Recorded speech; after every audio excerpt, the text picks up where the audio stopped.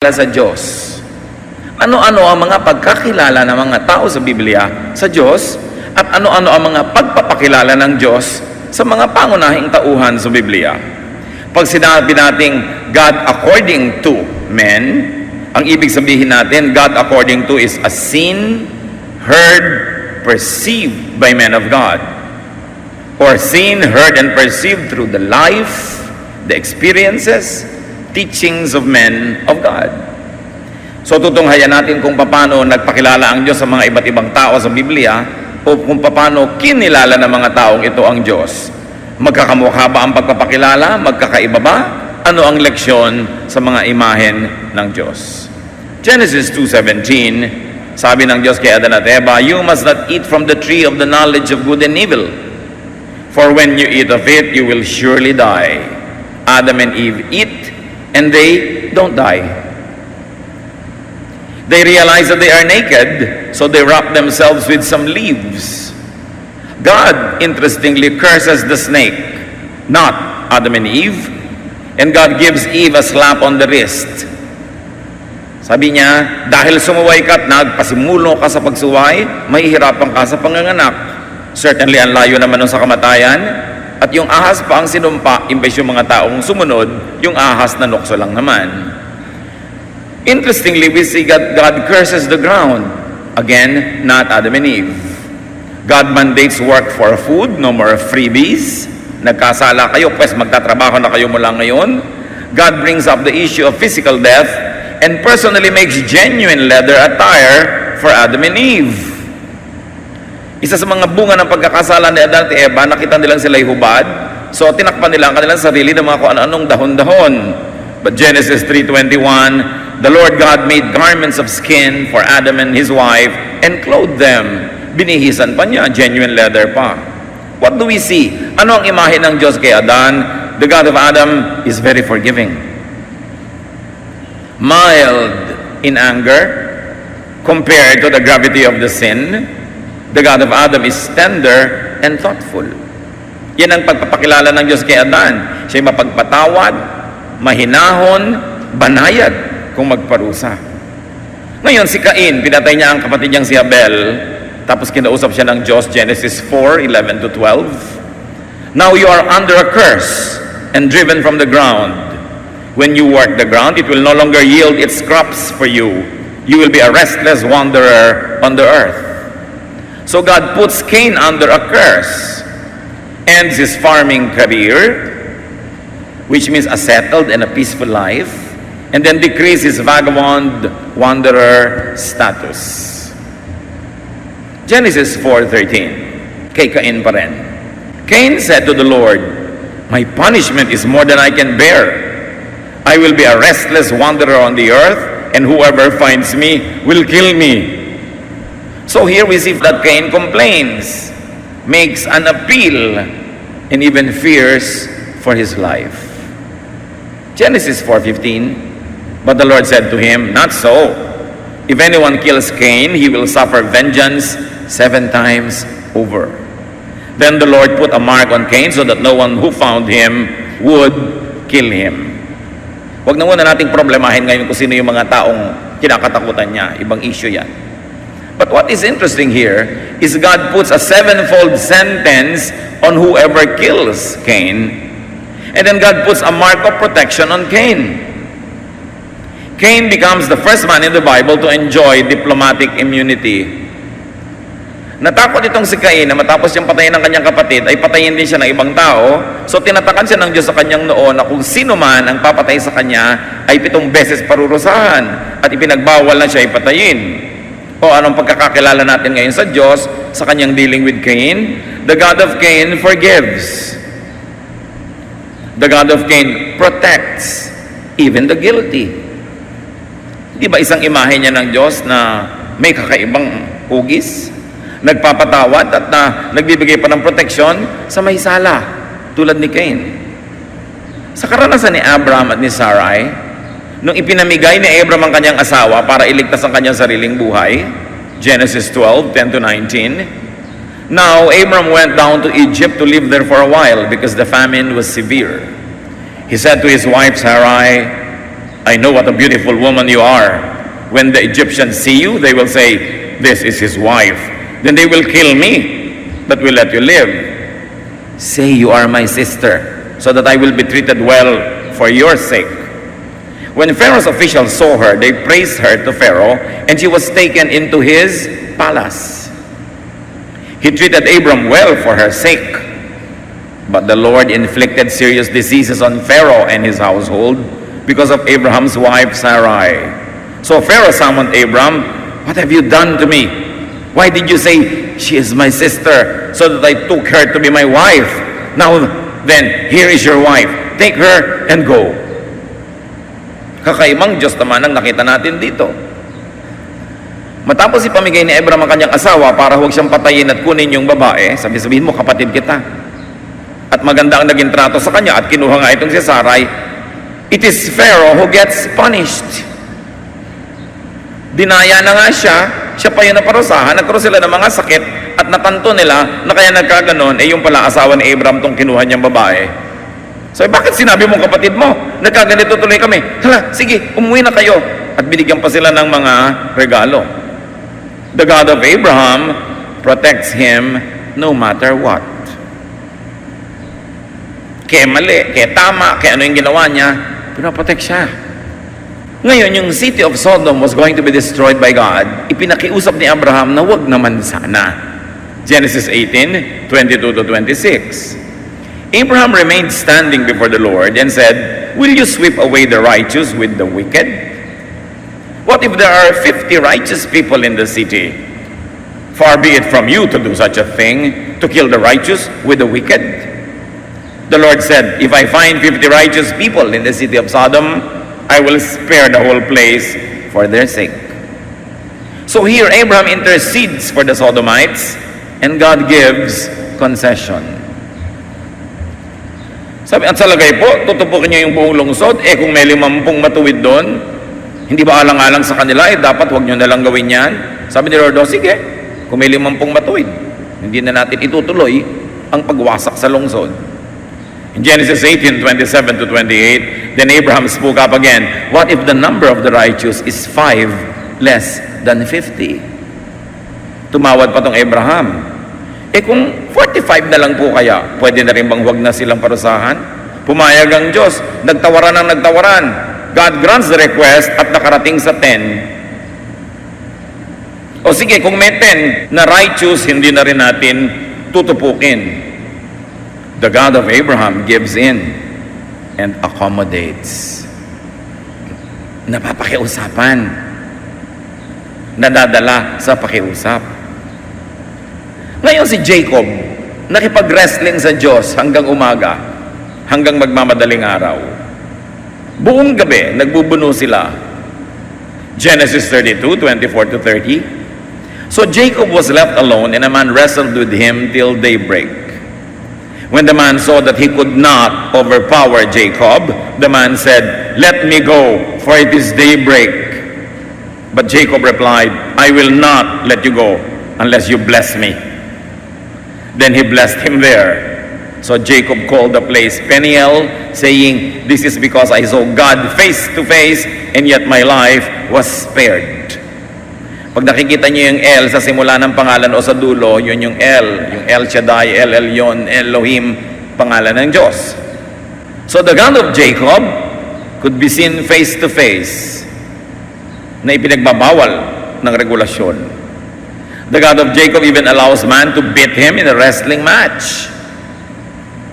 The God of Jacob blesses the man who beats him. Pinagpapala ng Diyos ni Jacob yung taong nakatalo sa kanya sa pagbubuno. Ibang klaseng mukha na naman at imahen ng Diyos. Kay Moses. Anong klaseng Diyos ang Diyos ni Moses? O anong pagpapakilala ng Diyos ang ginawa niya kay Moses? Deuteronomy 11:26 to 28. "I am setting before you today a blessing and a curse. The blessing if you obey the commands of the Lord, the curse if you disobey. The Lord commanded us to obey all these decrees and to fear the Lord our God, so that we might always prosper and be kept alive. Anong uri ng Diyos ang nakilala ni Moses? Isang mahigpit na Diyos. Dapat katakutan. Sabi, dapat sundin ang lahat-lahat ng inuutos para manatili tayong buhay at para tayo ay sumagana. So sa panahon ni Moses, dahil kaaalis lang nila sa Egypt, wala pa silang sariling bayan, tapos kailangan pa nilang makipagyera para magkaroon sila ng lupa, naliligid sila ng maraming kaaway, iba ang mga utos sa kanya. Hinihingi ng pagkakataon na ang mga tao ay maging disiplinado, sobrang masunurin at mahigpit ang mga parusa sa mga hindi sumusunod. Yun ang kailangan ng kanilang bayan sa mga sandaling yon. So the God of Moses is super strict. Mabagsik, stricto. Disobedience or failure resulted in leprosy or snake bites or plagues. Diyan natin nakita kutak-kutak na sinalakay sila ng mga ahas at pinagtutuka. Nagkakaroon ng mga ketong ang matitigas ang ulo. Nagkakaroon ng salot at nagkakandamatay ang mga tao. There was instant death. We see entire families being swallowed alive by the ground. Mabagsik, nakakatakot. Hinihingi ng pagkakataon ng sobrang disiplina dahil sila'y naglalakbay at wala pang secure home. Relationship with the God of Moses is highly transactional. Kailangan gawin mo to para i-bless kita. Pag hindi mo to ginawa, hindi kita i-bless. Hindi ka pares sa mga nakita nating iba napapakiusapan, nagpapatawad. Itong pagpapakilala sa panahon ni Moses, hindi. Leviticus 25:18, follow my decrees and be careful to obey my laws, and you will live safely in the land. In other words, para kayo maging ligtas, kailangan tiyak ang pagsunod ninyo sa lahat ng mga utos. Man is assumed and expected to be perfectly obedient. Exodus 32:19-20. Ito'y matapos si Moses ay magtagal sa bundok at sa katagalan niya gumawa ng imahen yung mga Israelites at nagpiesta at sinamba yung imahen. When Moses approached the camp and saw the calf and the dancing, his anger burned, and he threw the tablets out of his hands, breaking them to pieces at the foot of the mountain. And he took the calf they had made and burned it in the fire. Then he ground it into powder, scattered it on the water, and made the Israelites drink it. Mabagsik ang pagpapakilala ng Diyos kay Moses, so mabagsik din si Moses. Nung makita niya yung gininto ang baka na sinasamba, ipinatunaw niya, dinikdik, pinulbos, inilagay sa tubig at ipinalulon niya, ipinainom doon sa mga sumasamba sa bakang ito. Binasag niya yung mga batong pinagkakasulatan ng 10 utos. At mamaya makikita natin na ipinaulit sa kanya ng Diyos yun, kaya lang siya na ang nag-uka sa bato. So meron ding naging bunga yung kanyang pagdadabog, pinaulit sa kanya, siya na yung napagod na mag-uka sa bato. Moses gets very strict and stern with the people. So God gets very strict and stern with Moses also. Tit for tat. You get what you give. A cyclical relationship, you might ask. Mahigpit ka, mahigpit din ako. Maluwag ka, maluwag din ako. At sa paghihigpit ni Moses sa kanyang mga tauhan, napaghigpitan din siya ng Diyos. Hindi siya pinayagang pumasok sa promised land dahil lang hinampas niya ang bato. Sabi ni Lord, magsalita ka sa bato para may lumabas na tubig. Sa init ng ulo ni Moses, sa tigas ng ulo ng mga tao, hinampas niya yung bato, imbes magsalita lang siya. May lumabas naman tubig. Pero nung nakarating na sila doon sa ilog, tatawid na lang, papasok sa promised land, sabi ni Lord, hep, hep, hep, hindi ka kasama. Bakit naman po? Natatandaan mo, sabi ko noon, kausapin mo lang yung bato, hinampas mo, that disqualifies you. Numbers 20 verse 12, but the Lord said to Moses and Aaron, you will not bring this community into the land I give them. Joshua will bring them in. Ipinamana yung leadership. So Moses presents and appeals to a strict God. Moses as God becomes strict. Man makes God in his own image. Parang yung tatay mo, kung gusto mong manakot ng mga kapatid mo, ipinapresent mo yung tatay mo na mahigpit. Pero pag nagtatanong yung mga kapitbahay mo, mahigpit ba ang tatay mo? Hindi, mabait naman yan. Ang ipipresent mo naman, yung isang mukha niya, na totoo rin tungkol sa kanya. So pinipili-pili natin kung anong pinapresent. Depende sa pagkakataon. according to the expediencies of the day. Dala ng mga pangangailangan. And that image of God cast its shadow on the believer. Anong pagkakakilala nyo sa Diyos? Anong pagtingin nyo sa Kanya? Masarap ba na sumunod o nakakatakot?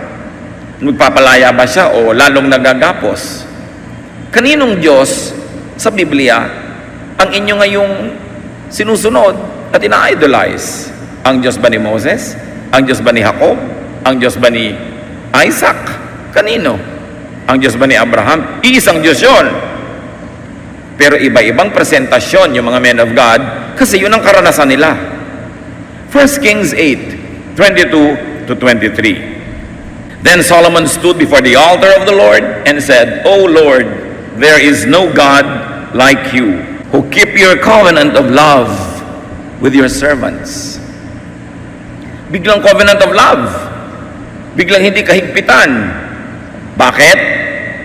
Nung panahon kasi ni Solomon, may bansa na sila, may bakod na, may boundary, may palasyo, may templo, meron na silang national identity, meron silang strong army.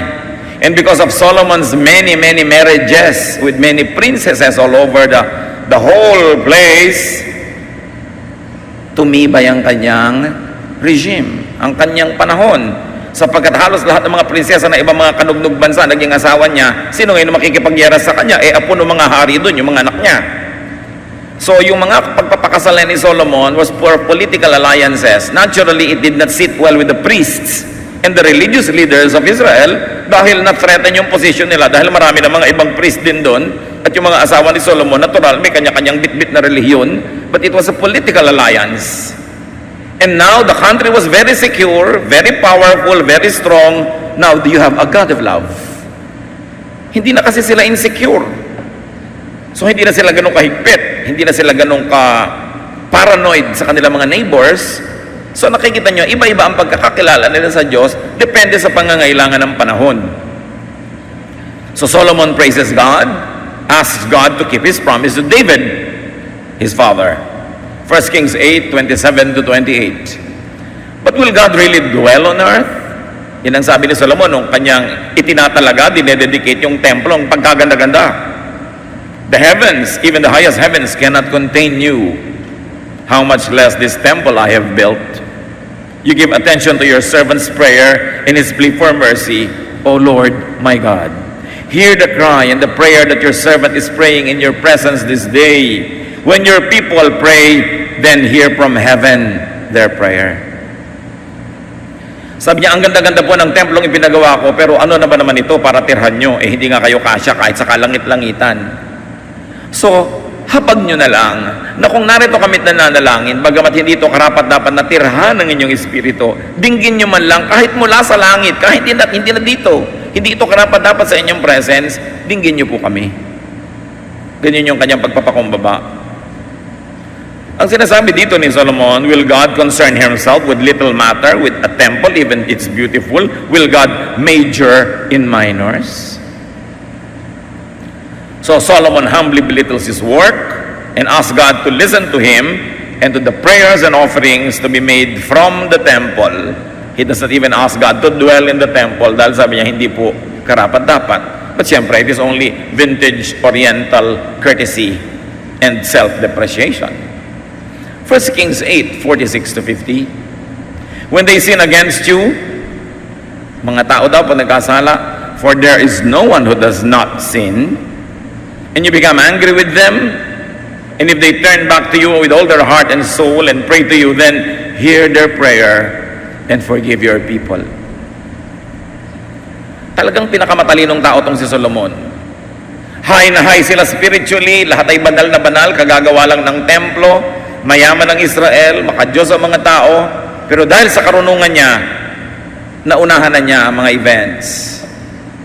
Sinabi na niya, pag nagkasala po ang inyong mga anak, at sigurado magkakasala dahil wala namang hindi nagkakasala, dinggin niyo nawa ang mga panalangin na gagawin dito sa loob ng templong ito kung kami magbalik loob sa inyo at tumawag. Yung matatalinong tao, tinatanggap nila na, oo, Christian ka, nagba-Bible ka, pastor ka, choir directress ka, Bible study teacher ka, pero tao ka, so magkakasala ka.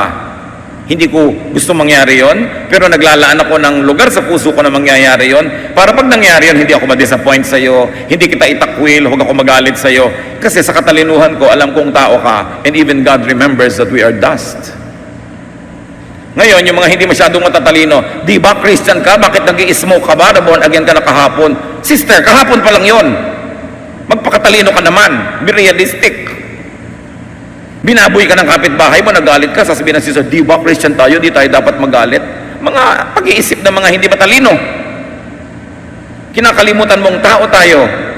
While we aspire for the best and we like to be as godly as possible, you never fail to factor in the fact that we are flesh, that we are humans. Kaya magpakatalino, hindi yung unrealistic ang mga expectation. Ninanakawan ka na ng mga kamag-anak mo, inaagaw na lahat ng mana. Di ba Christian tayo? Ipag-pray na lang natin. Ipag-pray, hindi nila ibabalik sa prayer yan. Magpakatalino ka. Binigyan ka ng Diyos ng utak. Napaka-unrealistic kasi ng pagkakaalam ng iba tungkol sa pagiging anak ng Diyos. Meron pang, bakit naglalagay ka ng lock sa pinto? Di ba ipoprotect tayo ng mga angel? Gano'ng karaming Christian na ang na-rape? Gano'ng Christian na ang na-murder? Binigyan ka ng utak para i-protect mo ang sarili mo. Huwag hyper faith na hindi na nag-iisip. Napakahirap tuloy kasama, ang dami-daming expectation. Di ba Christian tayo? Dapat din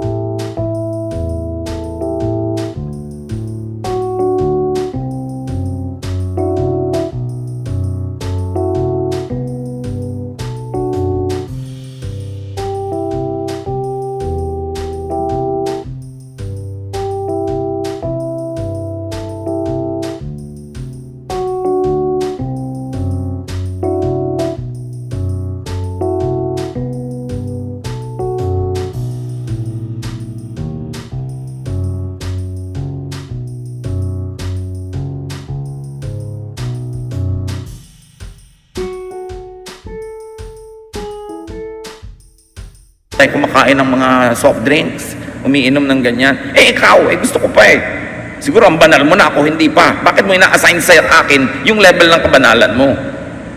Dapat kanya-kanya. Hindi nagiging tayong sobrang nananakal ng kapwa. Sabi ni Solomon, no human being does not sin. Huwag mong gamitin sa sarili mo yun to justify your sin. Gamitin mo yun sa kapwa. Pag nakikita mo nagkakasala siya, imbes i-judge mo, sabi mo, God remembers that we are dust. So be strict with yourself if you like, but not with others. Napaka-advanced ng theology ni Solomon. Palibasa, matalino. Dapat ang mga anak ng Diyos matatalino. Now, the God of Solomon knows that man is imperfect. Yun ang pagkakakilala ng Solomon sa Diyos. Alam ng Diyos na kahit anong pagsisikap natin, may mga manakanaka na mga panahon na tayo kakapusin, magkukulang, ang kailangan lang magsisi, magbalik loob, tumawag sa Diyos. At sabi ni Solomon, pag naganap po yun, patawarin nyo na. Dahil alikabok lang kami. The God of Solomon can forgive, can be appealed to even before man falls. So the God of Solomon is gracious. Solomon projects and creates a kind image of God. Kaibang-kaiba doon sa pinakilalang Diyos ni Moses. Meanwhile, sa New Testament, 1 Corinthians 5:1-13, sabi ni Paul, it is actually reported that sexual immorality exists among you. I have already passed judgment on the man who did this. When you are gathered together, hand this man over to Satan for the destruction of his flesh. Your boasting is not good. You know that a little yeast I wrote to you to stop associating with any so-called brother if he is immoral. With such a person, you must even stop eating. Put that wicked man away from you. So, what is God and who is God according to Paul? God, according to Paul, can be very strict, stern, angry, exclusive, separatist, and harsh. Sabi ni Paul, yung may kasalanan dyan sa inyo, itakwil nyo yan, itiwalag. Judge him. I already judged him kahit wala ako dyan. Ibigay nyo kay Satan. Kakaiba itong prescription ni Paul. No? Ang mga apostles po, ang mga disciples, kanya-kanya rin ang projection ng Diyos. Usually, yung kanilang character, yung kanilang training, yung kanilang education, may kinalaman sa pagkukorte nila ng frame o kwadro through which they presented God. The apostles projected God in their image, in their context, according to their agenda. Si Paul kasi may mga definite goals para sa mga churches na sinet niya. Kaya pag sumulat yung mga yun, may mga problema, bibigyan niya ng mga payo. Pero hindi ibig sabihin yung payo niya sa Corinth, payo niya sa lahat ng churches all over the world, every place, every time, everywhere. They were very specific to the recipients. May konteksto. Palibhasa, kilala ni Paul yung mga taong tinutukoy at maaaring alam niya na talagang napaka-hopeless ng taong yan. Kaya sabi niya, sipain niyo, tanggalin niyo na lang. Pero hindi mo pwedeng i-apply yan ngayon kahit kanino, lalo't hindi mo kilala yung buong kaso, hindi mo kilala yung buong istorya. Dapat nagko-contextualize. Halimbawa kay Peter. Pag si Peter ang tinanong, pwedeng maki-fellowship sa mga Gentiles. Sa mga traditionalists and conservatives, no. Kaya nung si Peter minsan, nakikihalong kumain doon sa mga Gentiles, nung dumating yung mga conservative, lumipat siya ng mesa. Dahil ayaw din niyang mapagalitan o ayaw niyang mapulaan. Pero kung sa kanya lang, pwede. At sa katunayan, later on, it crystallized at pinanigasan niya, pwede. Ipinakita na sa akin ng Diyos. Nung pinakain ako ng mga bawal na pagkain, pinapunta ako sa bahay ni Cornelius, ipinakita na sa akin na pwede tayong makisalamuha. So may nakikisalamuha, may hindi. Sa circumcision group, dapat physical surgery ang gawin sa mga lalaking na convert, kahit sila hindi mga Hudyo at matatanda na. Pero kay Paul, pwede na daw ang circumcision of the heart. So makikita nyo, para na namang may mga ano yan, conflict. Kasi magkakaibang pananaw ng mga tao na nabuhay nung panahon ng Biblia at nababasa natin ngayon ang mga pinaggagawa nila. Halimbawa, si Paul emphasized salvation by faith alone. Pag binasa mo lahat ng sulat niya, talagang faith alone. Pero si James, na kapatid ng Panginoong Jesus, idiniin yung good works. So sasabihin mo, good works ba o faith? Hindi pareho, may faith ka at mag-good works ka para tama pareho. Yun ang sinasabi nating may point A, may point B, tanggapin mo pareho, and anywhere in between you operate. Because these two teachers were presenting two different angles of the same truth. Hindi kailangan pag-awayin, hindi kailangan mag-contest. Kanya-kanya lang emphasis. At itatanong natin, ba't gano'n ang emphasis ng iba? Kasi may panahon sila, may pangangailangan sila, meron silang sinasolve na problema. So ibang emphasis. Katulad halimbawa, kayo mga magulang, siguro may anak kayo na hindi nyo masyadong hinihigpitan kasi matino. May anak kayo na sobrang nyong bantayan kasi pabaya. The same parent, magkaiba ng treatment. So hindi pwedeng sabihin ng anak na isa na, alam mo ang tatay ko is completely mabait lang, hindi siya namamalo. Siya, hindi siya pinapalo, pero yung kabila pinapalo. Pag sinabi ng kabila, hindi namamalo ang tatay ang higpit-higpit nga. Totoo rin, di ba? Pero hindi yun magka-conflict. Magkaiba kasi ng pananaw yung nagkukwento. Kanya-kanyang emphasis. Kanya-kanya kasing audience, kanya-kanyang binabalanseng sitwasyon, kanya-kanyang layunin, kahit nasa loob ng iisang Biblia. The God of the apostles had many faces. Therefore, nung araw, there were many Christianities. Hindi lang isa ang Christian church nung first century. Nung unang panahon, nung hindi pa pinapakialaman ng imperyo ng Roma ang pananalig, maraming mga congregations, kani-kanya ng style, kani-kanya ng ine-emphasize, kasi kani-kanyang leader ng mga apostles, iba-iba. Iba-iba ng emphasis, pero si Kristo ay tagapagligtas ng lahat, ang Diyos Ama sa langit ay tagapaglikha, Diyos ng lahat. Pero may iba-iba silang emphasis. Na standardized lang ang Christianity after 320 AD. Noong ang emperor ng Rome ay nakialam, crowned himself Summus Pontifex, or the first pontiff of the church, and then standardized everything. Kailangan ganito, kailangan ganito, kailangan ganon. Pag hindi ganito, heretic ka. Pagka hindi ganito, demonic ka. Why? Because the empire was concerned with standardizing and controlling everything.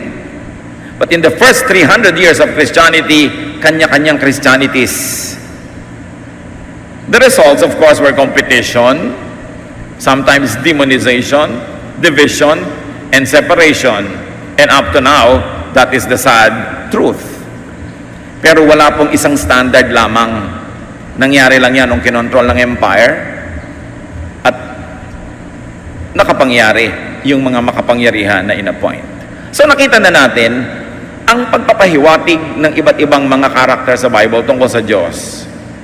But let's take a look now at God according to the Son of God. According to the Lord Jesus. Colossians 2:9, for in Him the whole fullness of God lives in bodily form. Kay Jesus daw, yung kabuuan ng Diyos Ama sa langit ay nabuhay sa loob ng katawan na yon. Colossians 1:19-20, for God was pleased to have all of His fullness live in Him. Through Him, He also reconciled all things to Himself. Ikinalugod ng Diyos Ama sa langit, nakasihan ng buong-buo niyang pagka-Diyos si Jesus. At sa pamamagitan daw ni Jesus, nakipagbalikan ang Diyos Ama sa lahat ng mga bagay. He reconciled everything back to Him. Pag sinabing salitang reconcile, ibig sabihin nagkaroon ng pagkakahiwalay. Pag mayroong mag-asawang nagbalikan, ibig sabihin naghiwalay. So nag-reconcile kasi dating isa, nagkalayo, nagbalikan. At sa pamamagitan ni Jesus, nakipagbalikan daw ang Diyos Ama sa sangkatauhan. Ano kayang pakikipagbalikan yon?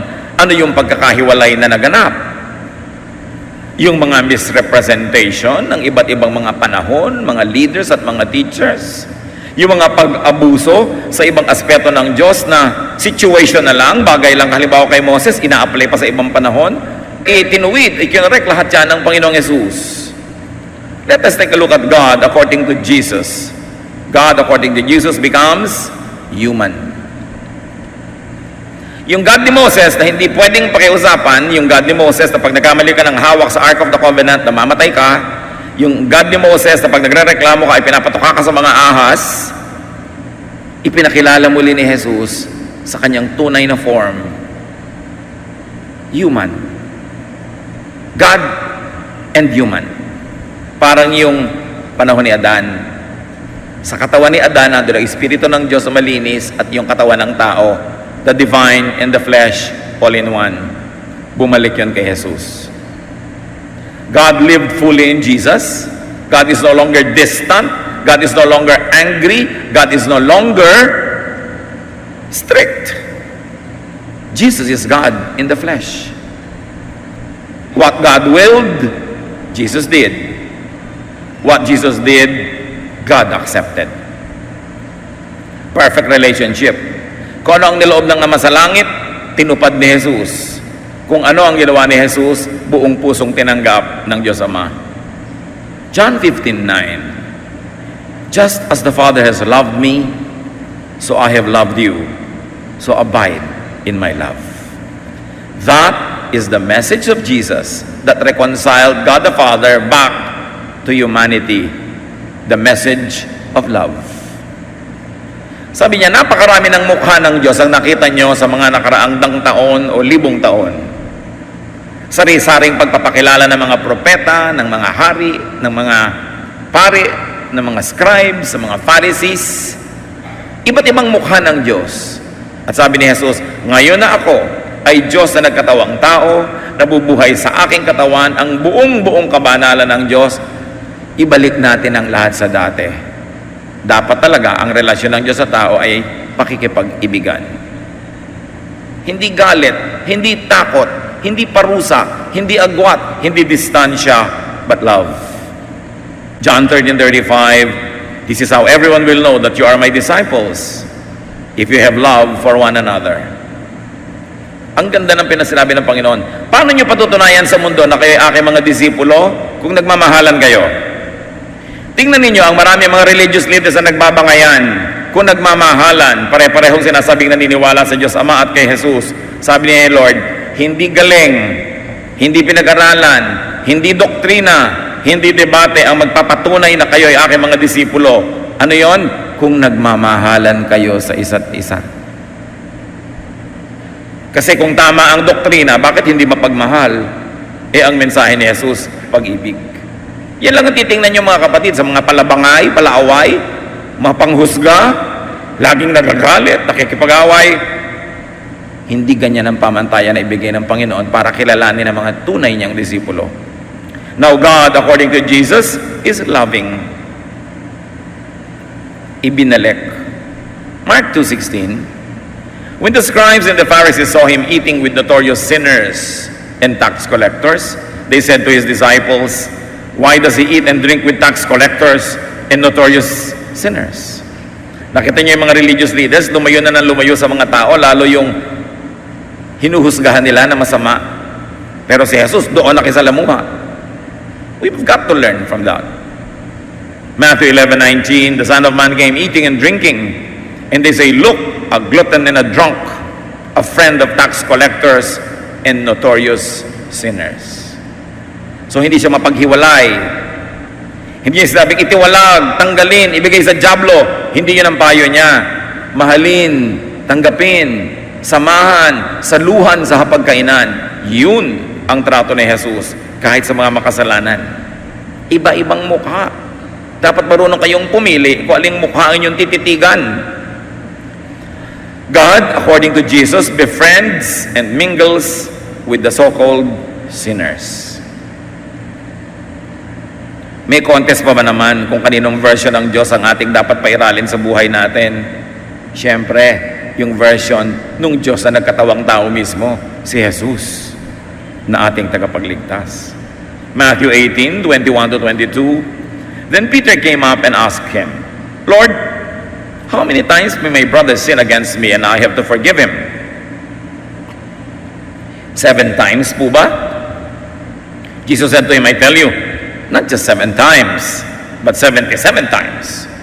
Or 70 times 7. In other words, 7 being symbolic of perfection. So hindi 7 lang, walang hanggang pagpapatawad ang ibibigay mo. In and through Jesus, God is loving. Yun ang kwadro na ibigay sa atin ni Jesus para tingnan yung Diyos. God is forgiving, reconciling, and fellowshipping even with sinners. You know what happened in Jesus? Jesus brings back God's image back to that of the God of Adam and Cain. Kung ano ang pagpapakilala ng Diyos kay Adan, o nagkasala na kayo, hindi naman niya pinatay, binihisan pa niya ng leather, nagkasala si Cain, nilagyan pa ng tatak para huwag gantihan ng iba, ibinalik ni Jesus yung imahe ng Diyos na nakilala ni Adan at ni Cain. Jesus becomes the new Adam. In Him, the Spirit of God and flesh live together. A complete cycle. You might say a complete circle. It was a balancing and a correction. What image of God do you have in mind? What image of God appeals to you? What image of God do you make? And what image of God do you project? Projection yan eh. Para yung maraming nanay dyan, pag may makulit na mga anak, dumadaan ako, ayan si pastor, kakainin ka niya. Yung iginagawa nila ako ng imahen na mahigpit. Kasi siguro natatamad sila maghigpit. Natatakot sila sa anak nila, hindi nila madisiplina. Ako ipapanakot. Marami rin ganun na religious leader, ipinapanakot ang Diyos. Magagalit sa iyo ang Diyos. Teka sister, nagagalit ba sa akin ang Diyos o ikaw ang nagagalit at nagtatago ka lang sa likod ng Diyos? Ang daming ganun. Sabi ng Diyos, ibigay nyo daw lahat ng pera nyo sa buslo. Sabi ba yan ng Diyos? O yun lang Pastor May sabi. Nagtatago ang mga tao sa Diyos. People tend to make God and church in their image. Kaya may mga churches na nakikipaggera, pumapatay, ipinapapatay ang mga sariling members sa mga religious wars. Ganun ba ang Diyos? Strict men of God, strict disciples, strict leaders, present a strict God, naturally. And because you have a strict God, you have a very strict church. And because you have a strict church, you breed strict members. So yung kilos, asal, gawi ng mga members ng iba-ibang kongregasyon, reflection lang ng church nila, na reflection lang ng pagkakakilala nila sa Diyos, na reflection lang ng pagpapakilala sa Diyos ng leader nila. Kaya kung biased ang man of God, biased din yung God na ipipresent niya, biased din yung church, biased din ang members. Natatandaan ko nung araw yung mga born-again Christians sa Riyadh, iba-ibang congregation, dapat magmahalan, magtulungan. Pag nakikita sa supermarket, isnaban. Kasi kami yung fellowship na full gospel, half gospel lang kayo. Akala mo kalaban yung mga anak ng Diyos. Bakit nagbabangayan yung mga member? Yung leader sa pulpito is breathing fire and brimstone into the brains of their members. Tayo lang ang tama, mali sila. Ubusin sila, lipulin, hindi sila kapatid. Huwag yung tatawagin kapatid. Behind a biased membership is a biased preacher. Kaya ang daming brain damage na nanggagaling mula sa pulpit in the name of God. Kaya dapat pag-ingatan. Kaya tingnan nyo, pag musical yung pastor, usually musical yung kongregasyon. Lalo ko yung pastor, may gitara, nagpe-preach, kumakanta, magpe-preach. Kadalasan, yun din ang karakter ng church. Pag prayerful ang pastor, naku, puro prayer ang activities ng church, di ba? Eh, paano kung mahilig mag-fasting ang pastor? Naku, pasensya ka, di ba? Nangangayayat kayo lahat. Pag conservative ang pastor, dapat walang mag-church na hindi mukhang ibuburol. Dapat may bulak sa ilong, may formalin, at mukhang bangkay, walang gagalaw pag may tugtog, walang uuga. Sabi ba yun ng Diyos? Si David nga, nagsasayaw pa sa Diyos. At yung pintasera niyang asawa, nung sinabing, ang baduy mo, sayaw ka ng sayaw dyan. Jologs. Ano naging paro sa babaeng ito? Naging baog. Pero bakit may mga churches na hindi pwedeng umuga-uga ang member? Sabi lang yun ng pastor, hindi Diyos ang may sabi nun. So pagka naman judgmental or self-righteous or unforgiving yung leadership, hahanap sila ng mga verses na totoo, biblical. Pero pipiliin lang nila lahat yun. Yun lang ang ipepresent sa'yo. Hindi nila ipepresent yung God of Adam. God of Cain. Pumatay na nga siya, tinatakam pa siya to protect. Hindi na ipepresent nila. Kasi parang pinipili-pili nila kung anong gusto nilang ipakita. Lumilikha sila ng imahe ng Diyos na bagamat Bible-based, while it is true, is not the complete truth. Kaya sa court, sumusumba ka, I will tell the truth, nothing but the truth, the complete truth. Truthful naman lahat yan eh. Yung mga nagkakagulo mga churches, may verses na mga hawak, biblical talaga lahat. Pero pinipili lang nila. Kaya hindi balance yung makikita mo, magiging biased. You have God as seen, experienced, and projected, represented and taught by and through Adam, Cain, Abraham, Jacob, Moses, Solomon, and Paul, through men of God. But you have also seen a glimpse of God presented by the Son of God, the Lord Jesus. Kung mamimili ka, kapatid, dapat pa bang i-memorize yan? Sasabihin mo, yung higpit-higpit na ipinapresent ni Paul, yung maluwag na ipinapresent ni Jesus, sino kaya? Paglalabanin ko ba yun? Parehong mong tanggapin. Pero saan mo gustong tumungtong? Yung mga mahilig tumungtong sa strict verses, kasi ganoon talaga yung pagkatao nila. Yun ang gusto nila, genetic siguro, ganoon ang gusto nila. So yun ang kakapitan nilang verse. Kaya maraming congregations. Pare-pareho lang biblical, pare-pareho lang tama, iba-iba ng emphasis. Kaya dapat hindi mag-judge ng kanya-kanya. So kanya-kanyang pagpapakilala ng may likha, kanya-kanyang pagkakilala at pag-unawa sa may kapal, kanya-kanyang panahon at utos mula sa poong manlilikha, kanya-kanyang imahen ng Diyos. Imahen para sa oras na yon. Bakit mahigpit yung oras ni Moses? Hinihingi ng pagkakataon. They were at war. Bakit maluwag naman kay Cain? Eh wala pa namang commandment noon na huwag papatay eh. May situation. Diba? Imahen para sa pangangailangan. Noong ang Israel, kailangang kumuha ng lupa, eh may mga tao. So ang mga turo nila, sabi ng Diyos, patayin lahat ng bata, patayin ng lahat ng matatanda, ubusin silang lahat at kunin natin ang lupa. Natural, yun ang aspect na gusto nilang i-emphasize para huwag silang mag-guilty at para lumakas ang loob nila sa gyera.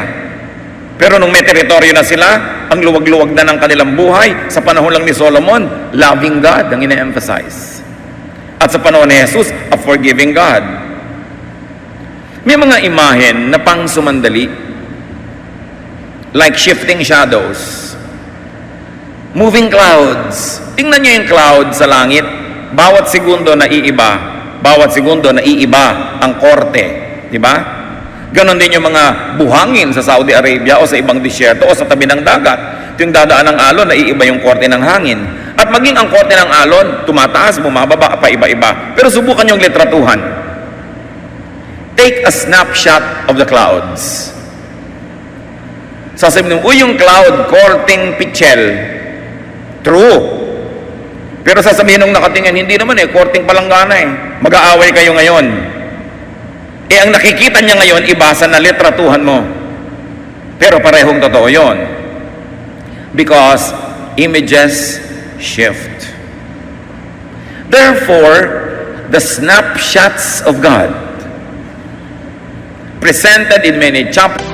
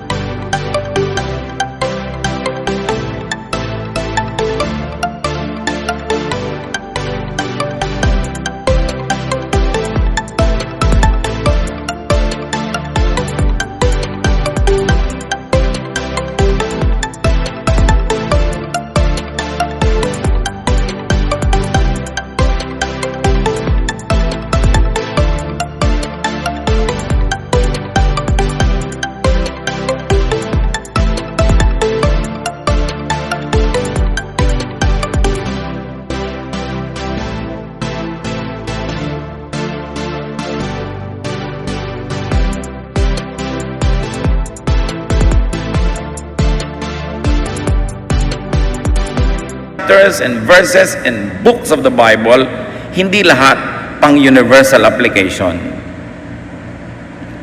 Halimbawa, may snapshot kayo ng balance nyo sa bangko. Pupunta kayo sa ATM, pipindutin nyo balance, lalabas. Marami ka pang pera. Pero hindi mo pwedeng dalhin yun sa US Embassy para patunayang may pera ka. Kasi 3 months ago na yung litrato.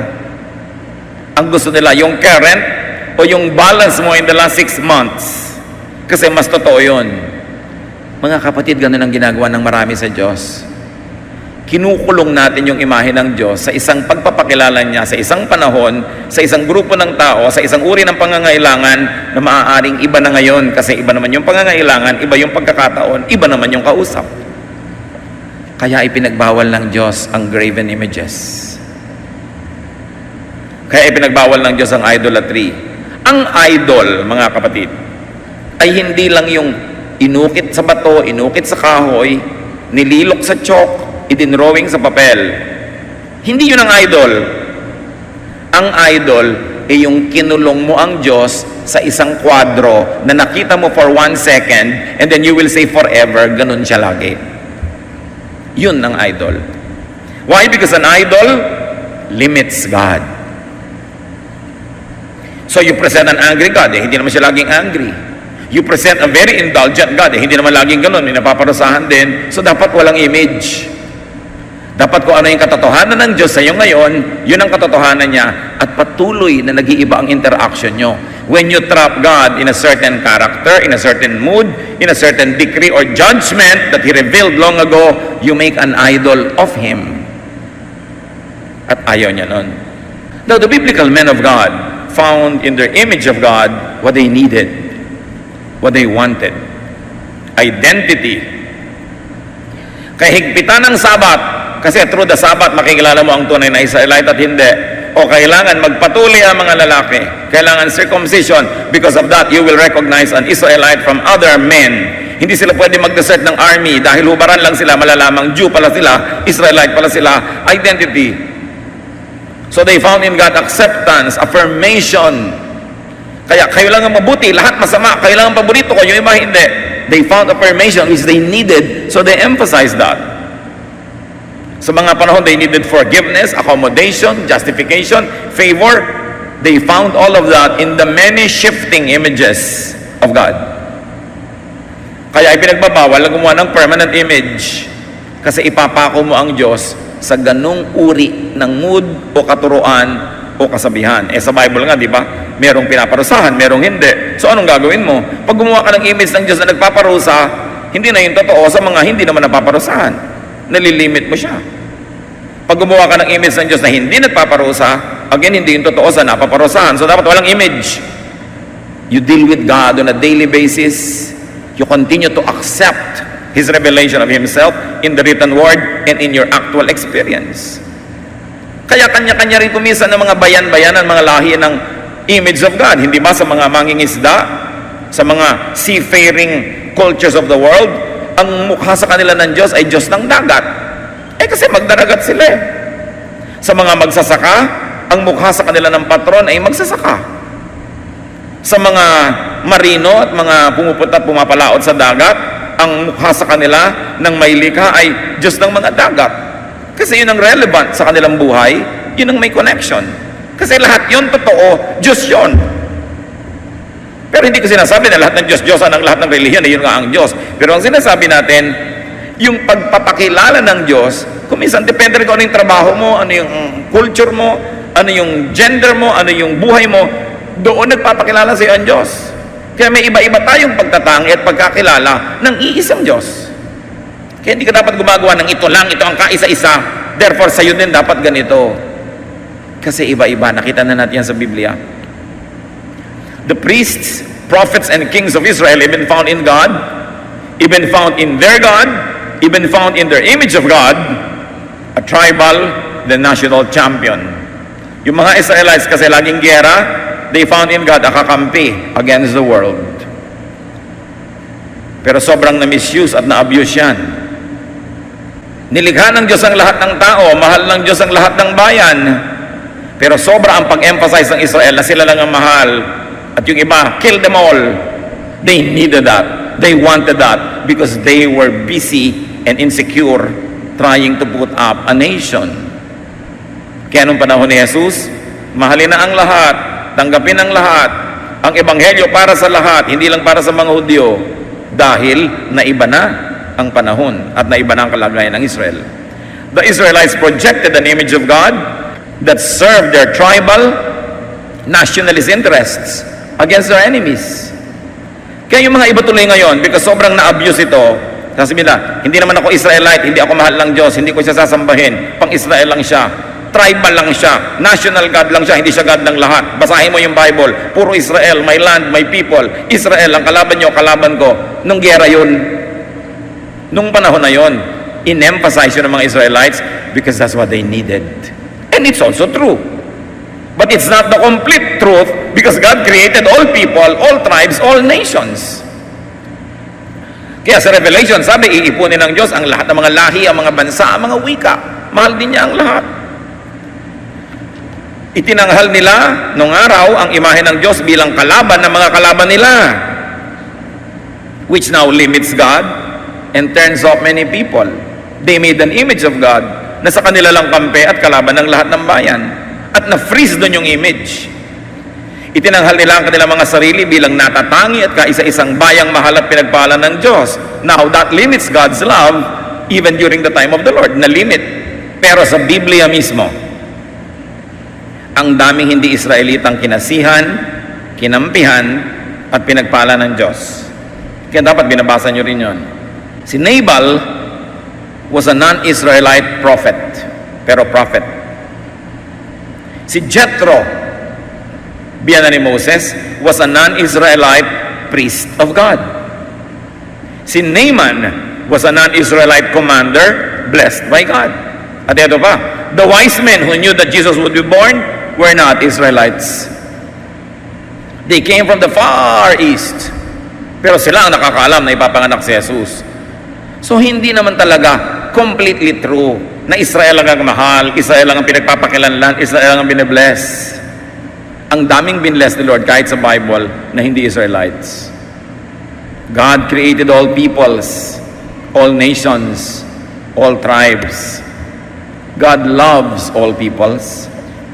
And even the Bible records that God revealed himself even outside the Jewish nation. The Bible records great breadths and widths and depths of God's character as mirrored by various men of God. Kaya bawal ang idols. Bawal ang graven image because it is a permanent snapshot of a passing reality. Parang yung snapshot din ng bank account mo, kahapon yon, ngayon hindi na. Hindi siya pwedeng ikwadro at sabihin mong ito ang kayamanan ko sa bank. Paiba-iba yon araw-araw. Like photos and sculpture of clouds and water and the wind. Kaya yung mga religions of the book, the Jewish religion, Islamic religion, the Christian religion, ang totoo, bawal lahat ang images dyan. At hindi lang yung mga poon-poonan na Diyos-Diyosan na nakikita natin. Bawal yung ideya na ang Diyos ay ipako mo sa isang imahen. Kasi nawawalan siya ng laya kung anong gusto niyang gawin. Kaya yung snapshot, hindi reliable. Kahit yung litrato kuminsan ng mga tao sa mga souvenir program, ang bata-bata pa, nung tingnan mo, lola ka ba nito? Hindi, ako rin yan.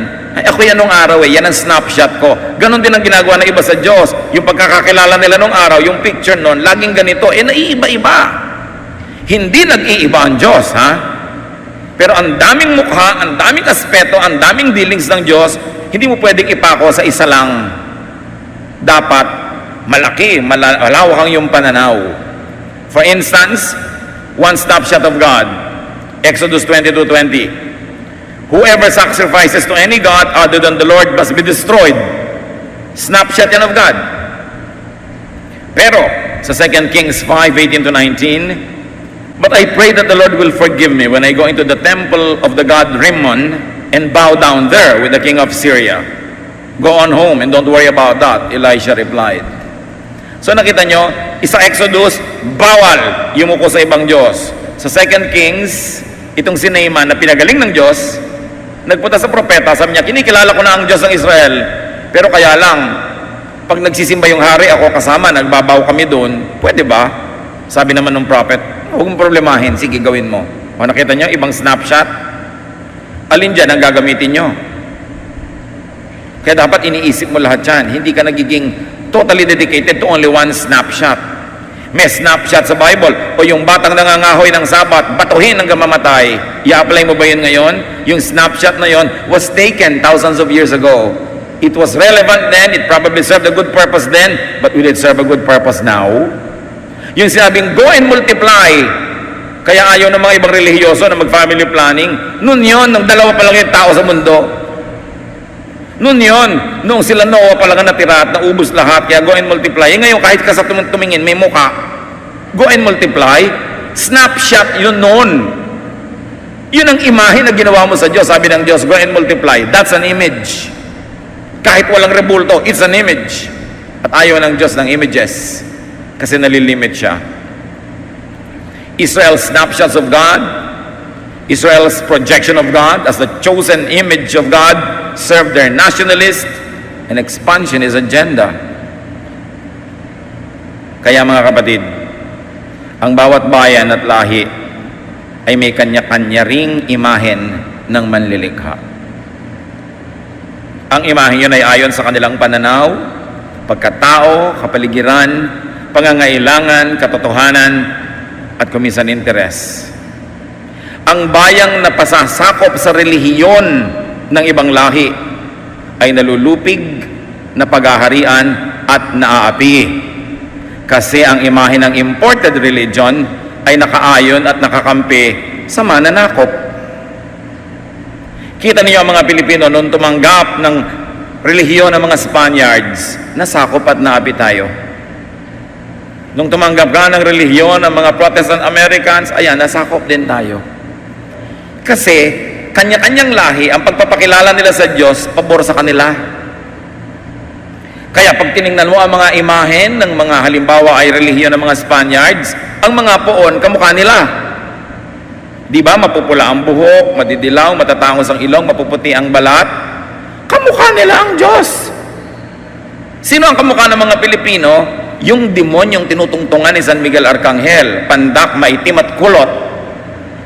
Naniniwala kayo na gano'n ang itsura ng Diyos at gano'n ang itsura ng demonyo? So, kailangan kamukha ng mananakop ang Diyos para pati yung mananakop, bawa ka. The image of God, for instance, of Catholic Spaniards, favored colonization. Ang mga white Americans na sila daw ang champion ng biblical Christianity, in the same Bible Belt in the United States, doon pinractice ang slavery of white people sa mga black people. Yan, mga puti, ibinebenta nila yung mga itim kasi slavery. These were practiced by Bible-waving, Bible Belt Christians in the United States. Slavery for hundreds of years. So sabi, kasi naman daw, nasa Biblia talaga may slaves. Pero sa panahon ni Jesus, iniba na niya yun. Binahal niya yung mga kawawa. Sabi pa nga ni Paul, yung dati mong slave, i-charge mo na lang sa akin ng bayan, palayain mo na. Pero ginagamit ng mga bayan, ginagamit ng mga makapangyarihan ng Diyos para lalo silang lumakas at maghari. Kaya dapat masuri tayo at masuriin. Ihihiwalay mo yung missionary sa Diyos na daladala niya. Ihiwalay mo yung culture ng missionary sa Diyos na kanyang nire-represent. At tanggihan mo yung mga bagay na sasakal, lulupig, magpapahirap sa'yo dahil hindi yun ang kagustuhan ng Diyos para sa'yo. Ngayon, yung mga pro-Israel Christians na mga modern, they want militant action against the political enemies of Israel. So once more, the name of God will be used to plunge Christians into war with the religious and political enemies of this nation. Dapat ba natin yun nagawin? Of course, they quote the Old Testament, but remember, those are snapshots. Realities that were real in their context, but will have to be reevaluated and restudied before being applied today. Because that is a frozen idol of God. Well, God does not change. It is God's fullness that does not change. Yung mga hindi momentary snapshots lamang. Halimbawa si Jesus. Nagtatalo ang mga Samaritans at mga Jews kung sino ang tunay na mananampalataya at kung saan tunay na dapat sambahin ng Diyos. Sa Mount Zion o kaya ay sa bundok naman ng mga Samaritans. Kausap niya ang babaeng Samaritana, John 4:20-24. My ancestors worshipped on this mountain, but you Jews say Jerusalem is the only place of worship. Jesus said to her, believe me, the time is coming when you won't worship the Father either on this mountain or in Jerusalem. But the time is coming, and it already is here. Even now, the true worshipers are being led by the Spirit to worship the Father according to the truth. These are the ones the Father is seeking to worship. Sabi ng Samaritan, kami mga Samaritan dito sa Mount Gerizim nagwo-worship dahil ito ang tunay na bundok ng Diyos.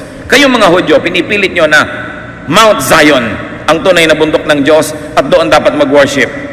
Sabi ni Jesus, nako, darating ang panahon, iha, na hindi dito sa inyong bundok sa Mount Gerizim at hindi rin sa aming bundok sa Mount Zion ang pagsamba.